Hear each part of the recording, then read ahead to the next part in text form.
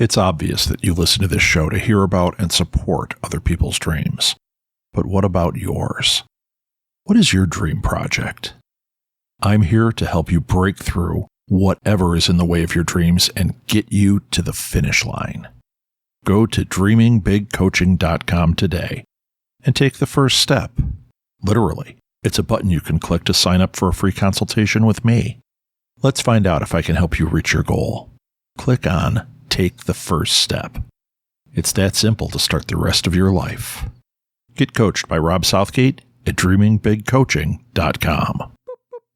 Look, we're all nerds here. Todd Stashwick's Nerd Circus is a great place to pick up nerdy paraphernalia and groovy wares. How about some sweet lava lamp dice? Or maybe a funky 70s Rec Room Nerd Circus dice box? Does that do anything for you? Need a drink? What about the book Mystic Libations? Critical cocktails for the thirsty adventurer. Look, Todd Stashwick's Nerd Circus is the place for nerdy threads, cool tabletop gifts, and more. Go to thenerdcircus.com and check out the cool stuff. Oh yeah, and let them know the TTRPG Insider sent you.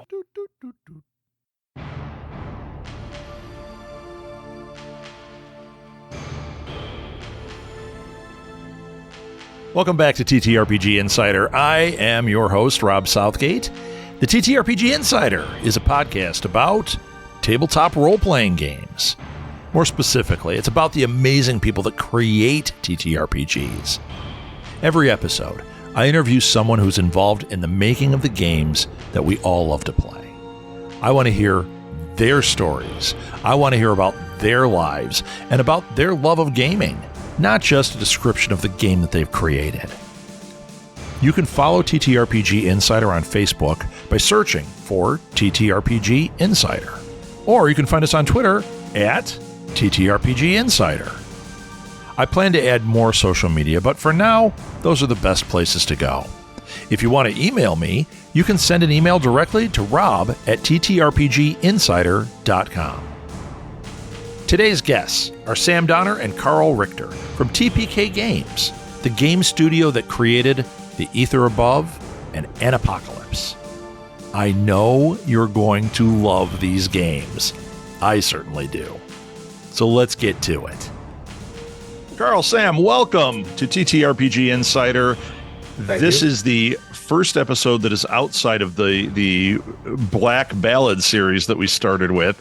So you guys are you're breaking the seal on how the show is normally supposed to run. Although I guess it's not going to be normal because we're going to try and feature a game every month. But you guys are kind of a unique entity here. You're a game studio, and we're going to talk about that. But before we get into that, let's hear about you, who you are, what you do. Karl, did you want to start? Yeah, I'll start. My name is Karl Richter, and with Sam here, I co-founded TPK Games back in 2001. Just sort of as a way for to us, clarify, not 2001. Yeah, 2001. I was going to go. I don't think you've been around that long, dude. Yeah. No, we've been around forever. No, 2021. And we've been working on this game for a couple of years before that. Yeah. It's sort of the Aether Above is sort of our inaugural game. We've got a couple more stuff out there, but this is the one we're working on hard. And yeah, I mean, it was born out of I came to Sam one day after a game that we had played together online and said, "Hey, I got this idea for a campaign heading for D&D, but it's taken a lot of work. Do you mind giving me a hand?" And we sat at it for a while, about a month, and then finally Sam virtually looked at me and went, "Why don't we just make our own game?" And that's really where this whole thing was born. And we were looking at crowdfunding options and all that kind of stuff, and realized we needed some way to legally put it all together. And so we founded TPK Games and have been hard at work ever since. It's been fun. It's been real fun. Now, before we get too far into that, Sam, why don't you tell us about you? Yeah. So my name's Sam Donner. I'm good friends with Karl here. We actually met at a game store called TPK Games And we were there for years together. We met, I think I was 17 or 18 when we met. It was a decade ago at this point. But we, kind of hit it off. We became friends. We played Magic the Gathering, D&D, Pathfinder, Fate, every game under the sun together. And we've been friends for quite a while now.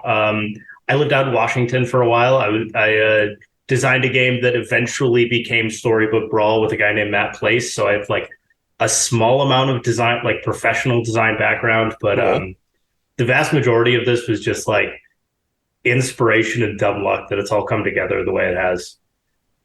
Okay. Now we can get into the game a little bit.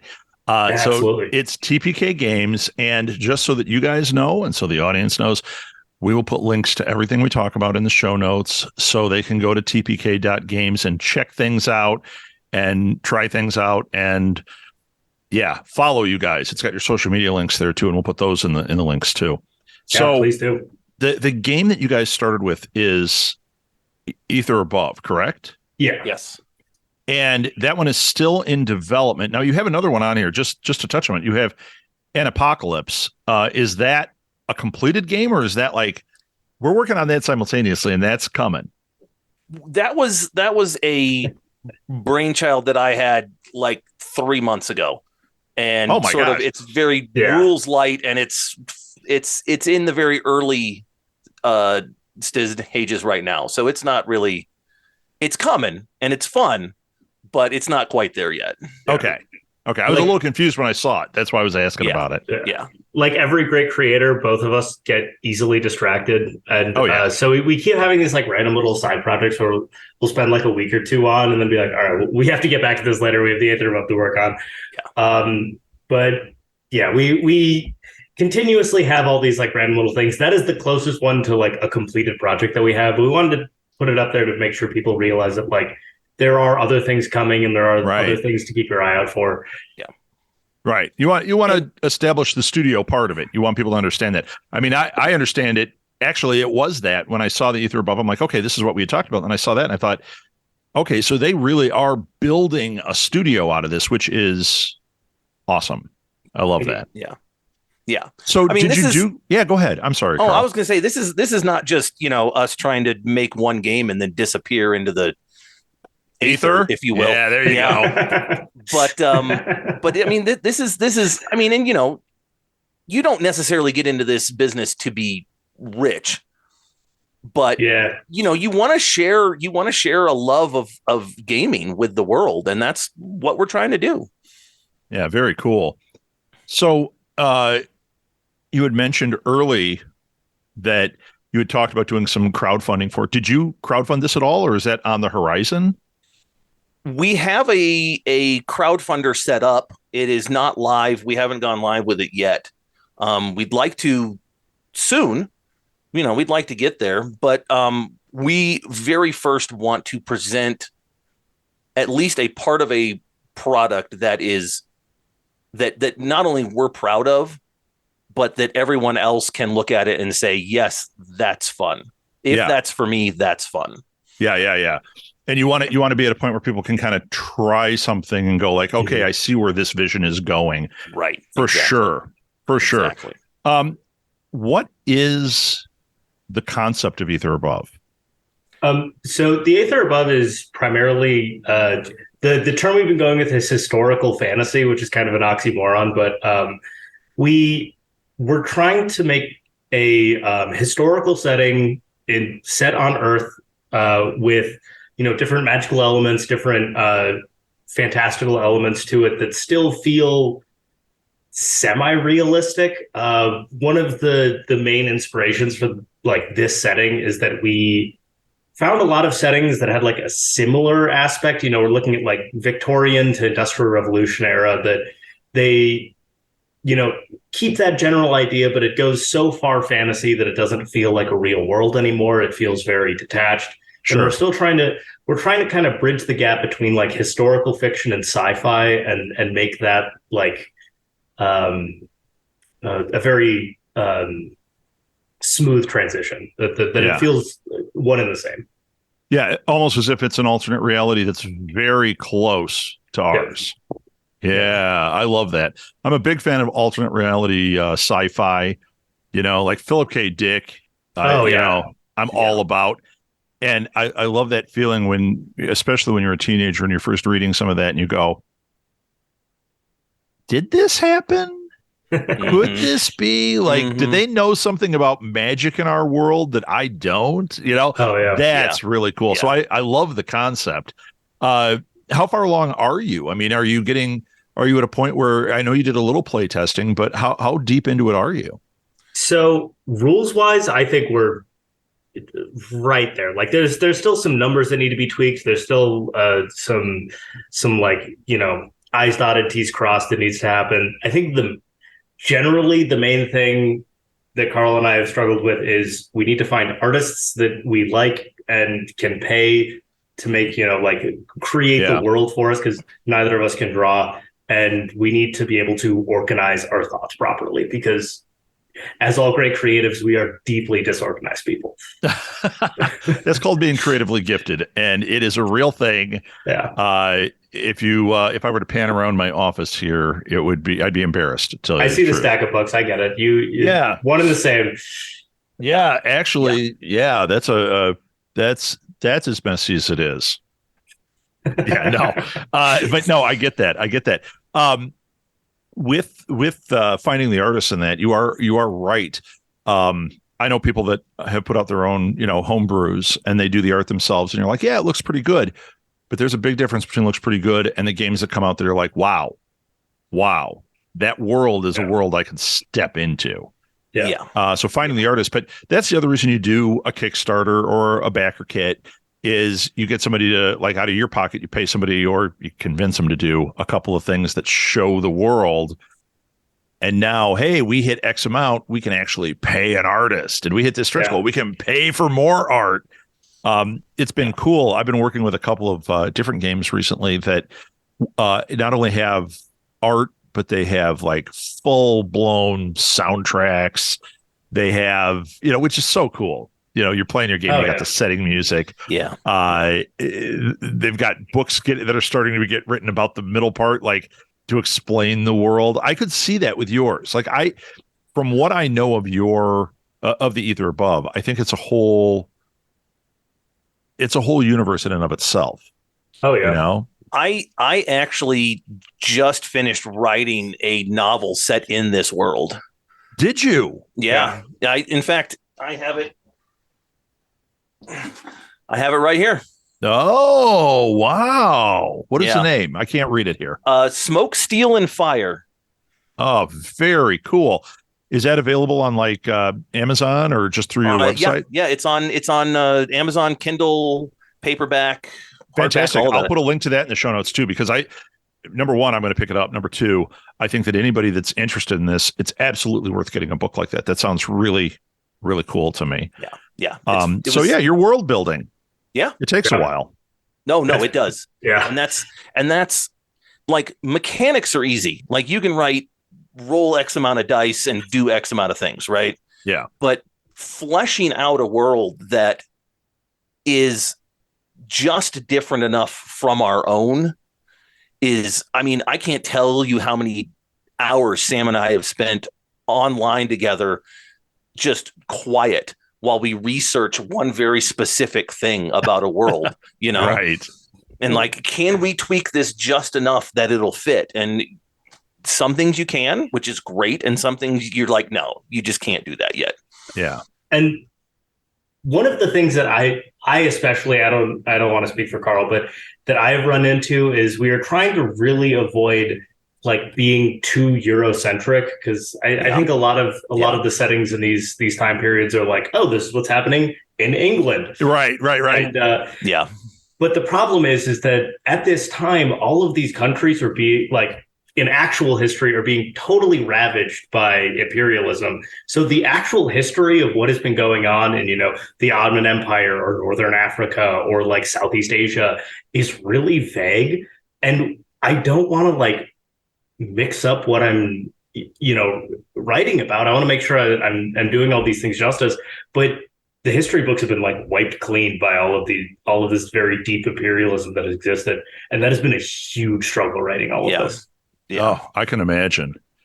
Couldn't you have picked just the future and just made it up? I mean, come on. That's right. So much easier. I've thought about it. It's fine. And yet the problem is that I've always been deeply intrigued by the whole Victorian, dirt and darkness of the era.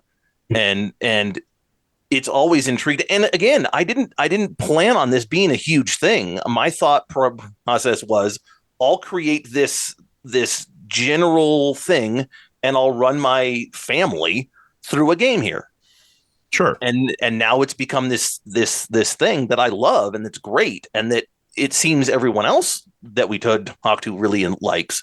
But how do you reconcile, again, like Sam said, like there's so much of the history of that part of the world that was not great. Great. And you don't want to completely throw out history at this point, but you also don't want to glorify it either, Right. Yeah. Right. Yeah, I think you need a module called Not Great, and you can get into some of that. Not Great's a really good selling point. I like that. That's a good title. Yeah, I like that. Hey, what game are you playing? It's not great. It's not great. Yeah. And then the mechanically has been a very interesting ride too, because as Karl said, this didn't really start out as its own game. It started out as a 5e module, and then we slowly realized, like, oh, okay, well, we're going to have to add a mechanic for this, and then this, and then this, and then this. And so it went from this D20-based 5e knockoff to totally different D6-based, completely rewriting the rules. Well, and there was a D12 variant in there for like 2 weeks. Yep. That was weird. There's been a few. Yeah. There's percentiles as well, briefly. That's been we've gone through the list, everything you could possibly roll, we've tried. Yeah. So, okay, we're going to shift gears. You guys met at a game store. Obviously, it was a tabletop store being named TPK Games. Yeah. You said you kind of played everything. What was the bonding one? What was the one that once you guys started playing, all of a sudden you went, yeah, we're going to be playing games together forever? For me, it was probably 5e we've ran a really long 5e campaign together with the store owner, Nick, who, I mean, shout out to Nick. He is, after his store closed down, they moved out to Colorado. They're doing great. He gave us the blessing to use the name. So Nick, thank you so much. Yes. Thank you, Nick. He was our GM for a 5e game. And honestly, that was the main bonding experience I had with Karl. Yeah, that was the big one. I mean, there was also the Pathfinder game where we all just decided to play bards. Yep, that was real fun. Yeah. But yeah, no, that 5e game was, I mean, I had met Sam. I mean, even I played Magic with Sam for almost a year, I think. Yeah, give or take. And we hung out and we knew each other, but it was that D&D game that we went, yeah, there's something here.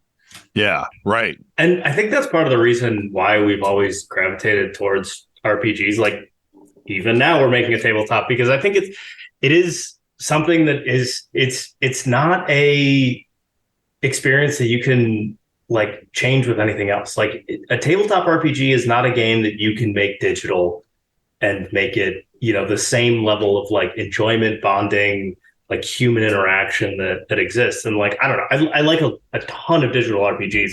One of my main inspirations for this game was actually the Borderlands series, mechanically at least. Yeah. But there's something about like sitting around a table with everybody and just kind of playing pretend, and we're all going to fight a dragon or whatever together. Right. That it brings people together so deeply. Yeah, it's true. Even when you play online with people, there's a different experience of playing it in Absolutely. the room. So I get that. I mean, I'm glad the other stuff exists. I mean, I can't get out and play all those things, but plus you get to experience more. But yeah, it's making me. You're actually making me reminisce. it had been years since I had been able to play. And my friend Chris, who he owned a Doctor Who cafe called the Blue Box Cafe. And then he died a couple years ago, my best friend. Oh. And in there, he also podcasted with me a lot. And we interviewed somebody about a game they had written. And the guy's like, yeah, I can never get a team together to actually play the game, to, really play test it. And we said, hey, we're 2 guys. We'll get 2 more guys. Is that good? And we did. For about a year, we played this guy's game, and it was fabulous. And the reason I'm getting kind of misty is not all the stuff I just mentioned, but you're right. There was a bond that happened like with guys at the table that, I may not be friends with them like I was Chris, but there was a bond there still that I think about the things we did together and joked around about that were in that box. So it's pretty incredible what that does to you. And I'm glad that it's taken a life of its own. I'm glad that people now are so into it because, man, I grew up, I'm older than you guys. I grew up when Satanic Panic was happening. Oh, yeah. And, I remember my freshman year, I've got a great picture of my freshman year D&D club at school. We are the Hellfire Club. And a girl showed up at ours, which is pretty incredible. Wow. Yeah, I know. Settle down. But that was the Satanic Panic. And I remember people in there talking about my mom says I can't come and play anymore because the devil's making us play. We're like, what? Yeah. The devil rolled that die. It was so weird. And, the bullying and all that. And I remember when I was older, I hadn't played in years. And I thought, I wonder if people still play. And then all of a sudden I'm like, whoa, oh yeah, people play. Oh yeah. And then I went to Gen Con, crazy. Gary Con was the greatest. So have you guys ever been to Gary Con? No, I was actually meaning to ask you because you mentioned that before we started. What is Gary Con? I've never heard of it. It is in Lake Geneva, Wisconsin. Oh, okay. And it is a small con run by Gary Gygax's son. Oh, okay. And what's crazy is when you go to Lake Geneva, there's a church and it's got a sign up, original home of Gary Con. It was 1 room, 4 tables, and that was it. And now they take over this resort. And I went there and I was there as press. So I wasn't really supposed to be in there playing games. A friend of mine was a guest GM. He was a celebrity GM. So he was like, hey, we're going to play a couple of private games. You can play those, which was incredible. But literally there's tables everywhere. So I wasn't paying to play official games, but I could have walked and sat down at any table because everybody there was so freaking nice. And they're like, hey, you want to play with me? Hey, you want to join in our party? Are you kidding me? And it was massive. There were so many people, but everything was just love and acceptance and coolness. And I'm like, this is the opposite of what I experienced in high school. And this is incredible. Yeah. Yeah. So that's why I'm interested when you guys are talking about your bond. I see why that would happen. And I also see why you fall deep once you start into the creative process where it's we can't stop this creative process and we're in this world now. Yeah. So does Iron Man make an appearance in your world? Because I see a lot of Iron Man going on in somebody's room there. He tried. I really like Iron Man, and it's been a thing for a while. And so people I know just sort of, you can't see this wall here, but it's also got all the Iron Man stuff on it. And people just go, here, have an Iron Man thing. And I go, okay, thanks. Right. So there have been many iterations of our game, and I don't like talking about too much of what could be because I feel like people feel like they're missing out on something. There have been at least 2 classes that I'm convinced Karl put in exclusively because he wanted to play as Iron Man. Exclusively. Yeah. Only one, okay? Only one. That's really cool. So technically the savvy player might be able to get Iron Man in there. You could probably swing it.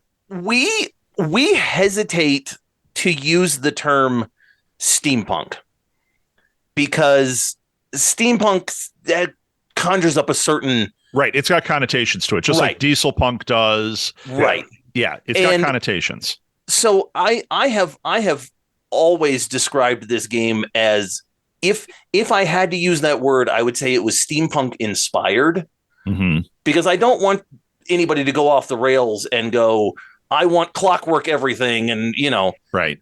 But I'm not saying that there's not a chance there. Yeah. Right. Well, if it exists in the world, it might not just have taken over the world. Right. Yeah. Exactly. And that's what I love. And of course I'm biased about it, but that's what I love so much about this world that we've made is that it's a I think brilliant, but I wrote it. So, but it's a great blend of the clockwork element and the magic and the mystery and the grim darkness that I love so much about that era. No. And if you don't mind, to be fair, a lot of that was me going, "Oh, this would be cool," and Sam going, "No, it's not."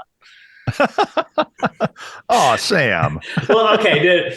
Really what it was is it is just every time Carl used the word steampunk, I'd be like, we're not steampunk. Because I feel like there's a very specific feeling. And don't get me wrong, I like a lot of steampunk. There's a lot of steampunk worlds that do really good things. But I think that they all kind of feel like the same thing. Right. There is a box to it. Yeah. And so when we sit down with people and we're playing a game with people who've never played with us before, and we're like, all right, set in vaguely Victorian era, early industrial revolution, low magic, high tech world. Everyone's like, "Oh, steampunk." We're like, "No, it's not steampunk." Yeah. But yeah, I think a big thing Carl touched on there, though, that lore wise as well as gameplay wise, we really tried to do is we tried to give it like as much freedom as we could to players, and we realized like the world we're setting. The setting we are building this world in has, cowboys happening in the Wild West. We have samurai. It's all the same era, right? Yeah, samurai still exist in Japan. Europe is having swaths of industrial revolution.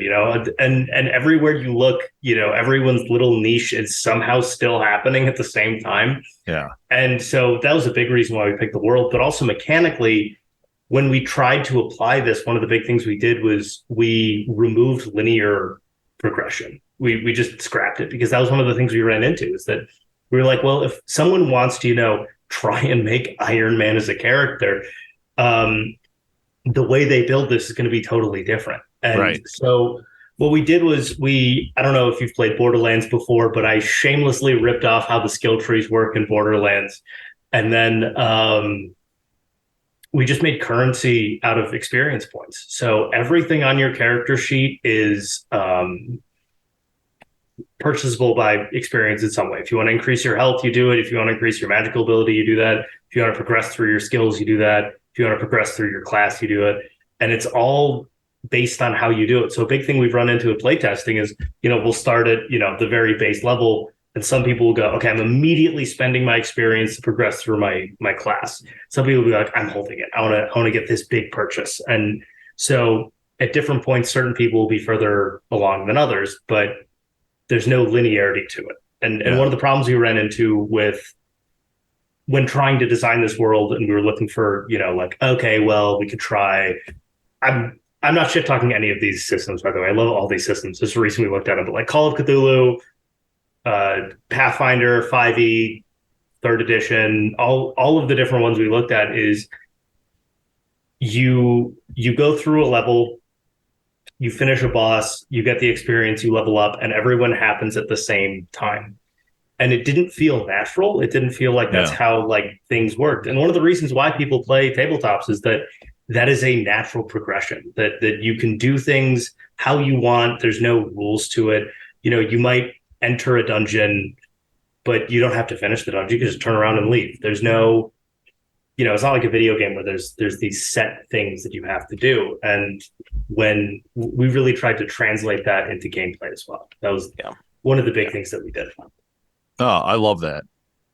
Yeah, as a player, I don't want to challenge the GM, but I do end up breaking things because I do want to be able to turn around. Not go in that dungeon, not do whatever. And with video games, I've had conversations with people like, I love Skyrim, but I say, well, it feels a little on the rails. And they go, on the rails, that game's open world. It's like, No, there's a Rails feel to it, even though that's as close as I've ever. That one and Red Dead Redemption are the two that I'm like, yeah, those are damn close. But I love the idea. I that one that I was talking about, it was a superhero game. It took place, it was Hideouts and Hoodlums, and it took place Golden Age, right? So it is before Superman has come out as Superman. He's in the world, but he's not out there, and Batman isn't around. So I was essentially Batman. I was Sandman. And I loved the idea that, they're going to take us to this thing, and we're going to have to solve this thing. But hell, I'm going to grappling hook to the top of the building and start coming from the top down. And that breaks the game technically, but it doesn't. Yeah. I beat the final boss right away. I don't care. Let's go loot and have fun. Yeah. You know, being able to be free is what it's all about. Oh, yeah. I mean, and because it's a game, there obviously has to be structure to it. Right. And so but not we Rails. give you and so we give you options. And so for instance, you're playing one of our classes. Let's say you're playing the fighter type guy.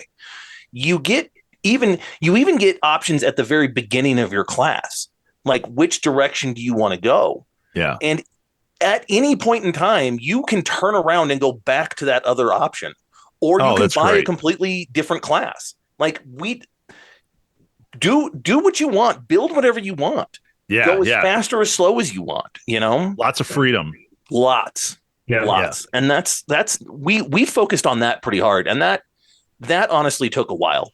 Yeah, because it did. How do you give someone that much freedom without breaking this game that you're you want to keep design? them in the game, but give them all that freedom? That's tricky. Yeah. Oh, I'm excited to try this at some point. We'll have to get you playing soon.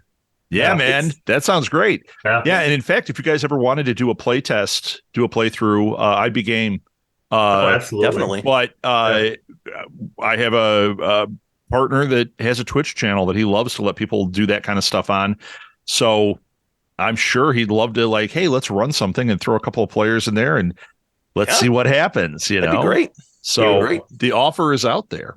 Okay. We're running out of time here, so let's do this. It's TPK Games, tpk.games. You can find this in the show notes. You can follow Ether Above.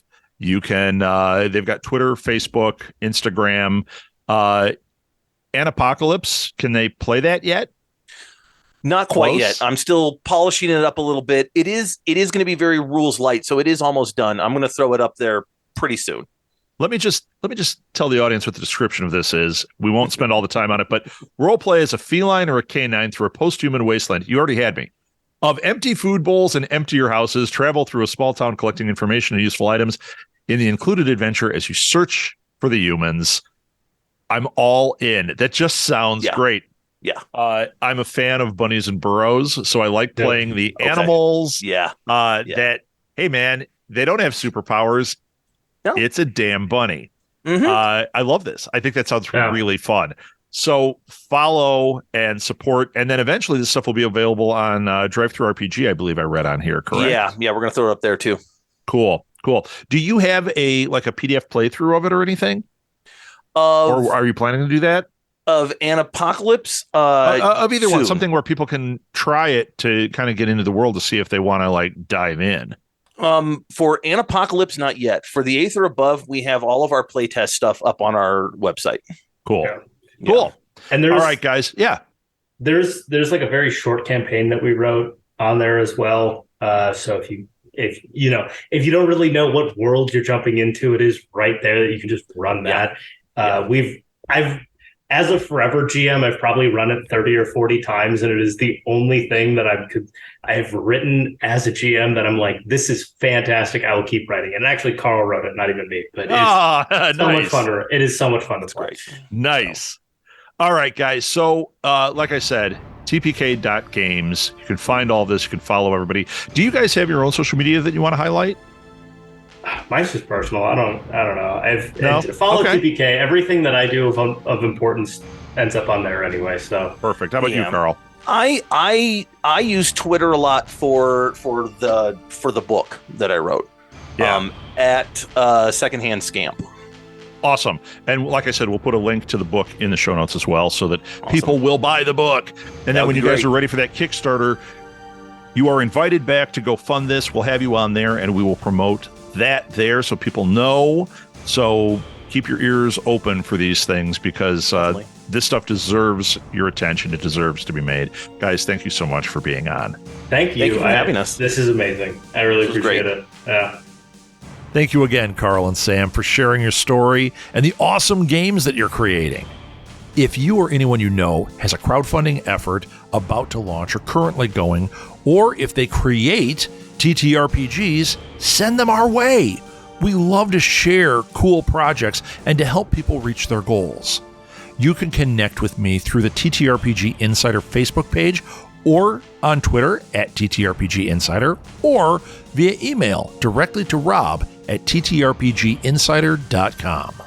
TTRPG Insider is a production of Southgate Media Group, hosted, edited, and produced by me, Rob Southgate. Thanks so much for listening to the TTRPG Insider.